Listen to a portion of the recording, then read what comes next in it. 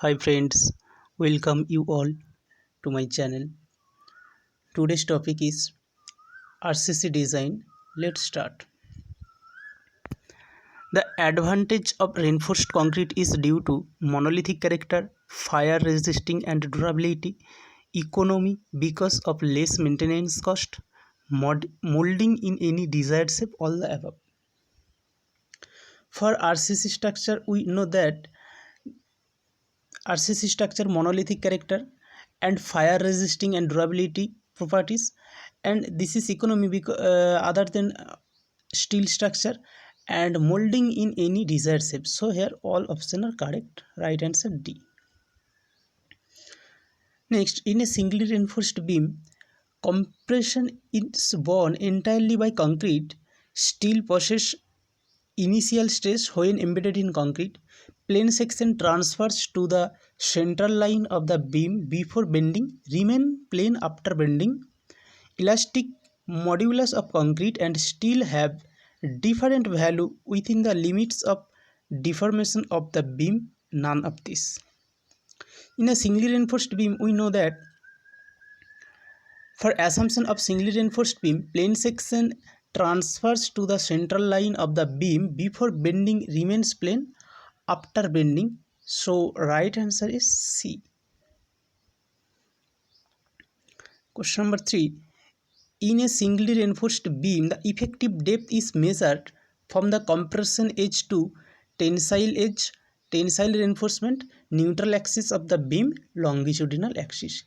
If this is the singly reinforced beam and this is the tensile reinforcement, so effective depth is nothing but from the extreme fiber of compression zone to neutral axis of the tensile reinforcement. So right answer is tensile reinforcement. So right answer is tensile reinforcement and not a neutral axis of the beam. Question number 4. If the modular ratio is M, steel ratio is R, and overall depth of the beam is D, the depth of the critical neutral axis of the beam is A, B, C, D, E. So here right option is option D. And here right option is option B. If this is the stress diagram and this portion is XU, total depth, if total effective depth D, and equivalent tensile stress of steel T by M. T is tensile stress of reinforcement, and here C is the compressive stress of concrete. So from the geometric view, we get C by XU, base by height equals to base by height. So by calculating, we get XU equals to MD by M plus R. Here R equals to sigma ST by sigma CC, or T by C equals to R. So right option is MD by M plus R. So here option B is correct. Question number 5. If D and N are the effective depth and depth of the neutral axis respectively of a singly reinforced beam, the lever arm of the beam is, so lever arm equals to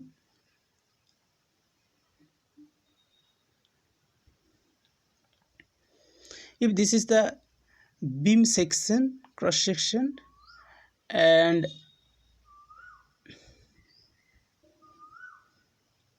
if this is the stress diagram and compressive force act this portion and tensile force act this portion, so this distance is called a lever arm denoted by Z. This is nothing but D minus N by 3. here total distance here to here distance effective depth d, and this is the neutral axis n, and this distance from extreme fiber to compressive force is n by 3. So this distance is d minus n by 3. So here right answer is option d minus n by 3. Question number 6. A singly reinforced beam has breadth b, effective depth d, depth of neutral axis n, and critical neutral axis n1. If Fc and Ft are permissible compressive and tensile stresses, the moment of resistance of the beam is.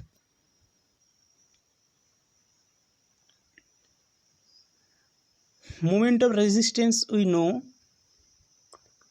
T into lever arm or C into lever arm.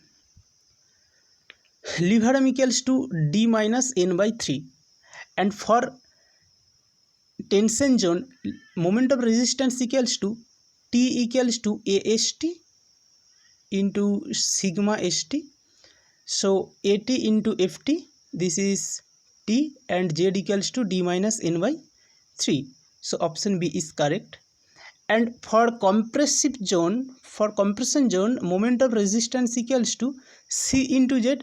So C equals to compressive force equals to B into N into Fc by 2 into lever arm d minus n by 3.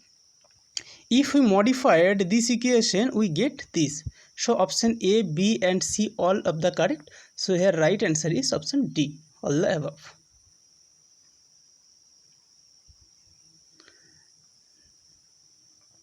Please, if you like this video, please share, comment and subscribe this my channel. Question number 7. The section of the reinforced beam where most distant concrete fiber in compression and tension in steel attempts permissible stresses simultaneously is called. We know that if the stress of steel reaches earlier, this is called under reinforced, and if concrete stress reach earlier than steel, then it is called over reinforced. And if the stress of concrete and steel reach simultaneously at the maximum stress, then it's called balanced section or economic section or critical section. So here right option is of all the above. Question number 8. If the permissible compressive and tensile stress in a singly reinforced beam are 50 kg per centimeter square and 1400 kg per centimeter square respectively, and the modular ratio is 18, the percentage area the steel required at economic section is the steel required an economic section. Here given sigma C equals to 50 kg per centimeter square and sigma ST equals to 1400 kg per centimeter square, and get modular and given modular ratio equals to 18. So percentage steel required for an economic section. For economic section we get compressive force equals to tensile force. Compressive force equals to tensile force. So we equate compressive force sigma by 2 into B into XU, and tensile force AST by AST into sigma ST. Then sigma C by 2 into B into D into XU by D, multiply D and divided by D, and AST sigma ST. We know that XU by sigma C equals to D minus XU by sigma ST by M. From the bend stress diagram, this is sigma, this is T by M, this is XU, and total depth D. We get this equation from the geometrical figure. Now calculating, we get XU by D equals to M sigma CBC by sigma ST plus M sigma CBC. Here percentage of tensile reinforcement equals to total cross section area BD and provided reinforcement AST. So percentage equals to AST by BD percentage.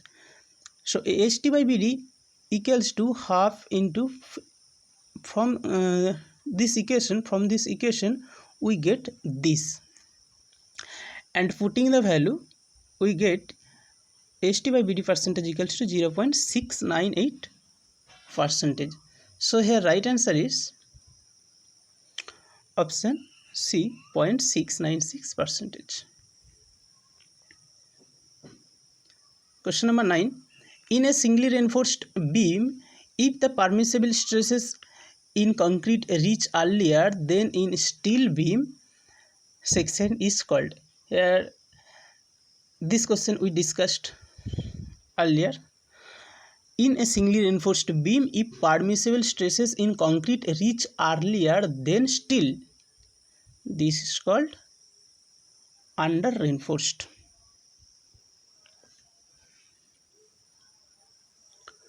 Question number 10. With usual notation, the depth of the neutral axis of a balanced section is.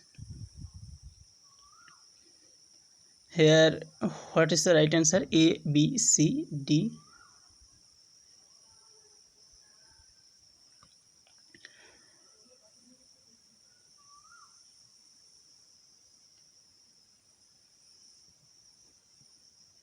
This is the equivalent stress diagram. Sigma C, we denote this portion T, and this is N, and total D. So this is not sigma C, this is we denote by C, simple C. So C by N equals to equivalent tensile stress T by M equals to this portion D minus N. By equating this, we got MC by T equals to N by D minus N. MC by T equals to N by D minus N. So here right answer is option D. MC by T equals to N by D minus N.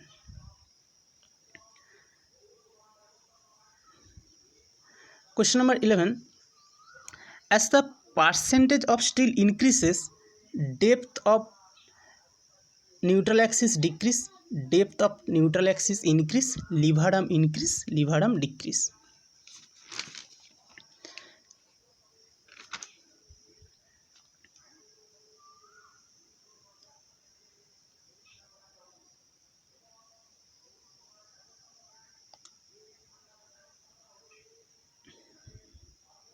If this is the balanced section,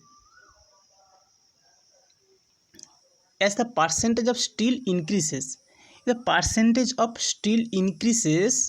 then concrete reaches earlier and steel reach later. So concrete get earlier reach the maximum stress and steel not reach the maximum stress. So this diagram becomes this. So neutral axis then increases. So here right answer is depth of neutral axis increase. So correct option is option B. By over reinforcing a beam, the moment of resistance can be increased not more than 10%, 12%, 15, 10, 15, 20, 25. Moment of resistance can be increased not more than 25%. That's why we use doubly reinforced section. So here right answer is 25. Question number 13. If the depth of actual neutral axis of a doubly reinforced beam is greater than the depth of critical neutral axis, the concrete attains maximum shear stress earlier, is less than the depth of critical neutral axis, the steel in the tensile zone at its maximum stress earlier is equal to the depth of neutral axis, the concrete and steel attain their maximum stress simultaneously, all the above. So here all options are correct, so option D is the right answer. Question number 14. Question number 14 is same as question number 10. Question number 14 is same as question number 10. Question number 15. According to steel beam theory of doubly reinforced beam, tension is resisted by tension steel, compression is resisted by compression steel, stress in tension steel equals to the stress in compression steel, no stress is developed in compression concrete as well as in tension concrete. So here right answer is all the above. This is the assumption of the doubly reinforced section. Tension is resisted by tension steel and compression is resisted by compression steel. Stress in tension steel equals to the stress in compression steel. So here all options are correct. Question number 16. Pick up the incorrect statement from the following. The intensity of a horizontal shear stress at the element part of a beam section is directly proportional to shear force area of the section, distance of CG of the area from its neutral axis. If we draw the shear stress, if we write a shear stress equation, tau equals to F A y by I b, I is moment of inertia. So pick up the incorrect statement from the following. The intensity of horizontal shear stress at the element part of a beam section is directly proportional to shear force area of cross section, distance of CG of the neutral axis, and moment of inertia is inversely proportional. So here right answer is option D is the right answer. Question number 17. Maximum shear stress in a rectangular beam is the average is dash times the average. So 1.5 times the average, and for circular section 1.33. Question number 18. Distribution of shear intensity over a rectangular section of a beam follow circular curve, straight line curve, parabolic. This is the shear stress distribution curves and this is parabolic curve. So option C is right. Question number 19. According to IS 456, the shape diagonal tensile stress, this is not shape, this should shape diagonal tensile stress for M15 grade of concrete. For M15 grade, we know M15 grade equals to 150 kg per centimeter square. So tensile strength, so compressive strength equals to working stress equals to 150 by 1.5, 150 by 1.5, so 100 kg per centimeter square, and tensile strength equals to 0.7 into root FCK. This is 7 kg per centimeter square. Now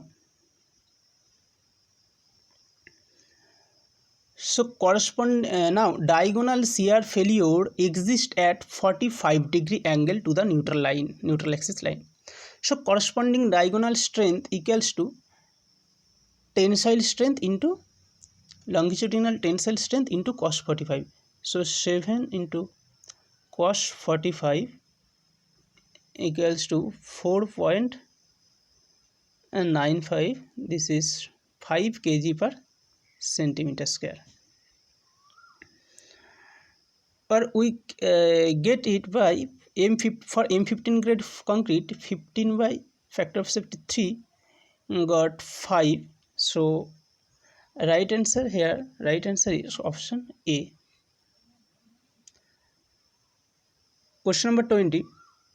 Spacing of stirred up in a rectangular beam is kept constant throughout the length, increased toward the center of the beam, increased at the end, increased at the center of the beam.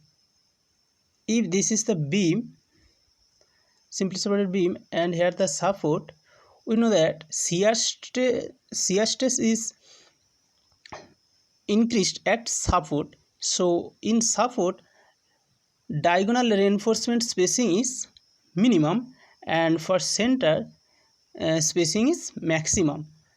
So here right answer is increased at the center of the beam. D is the right answer.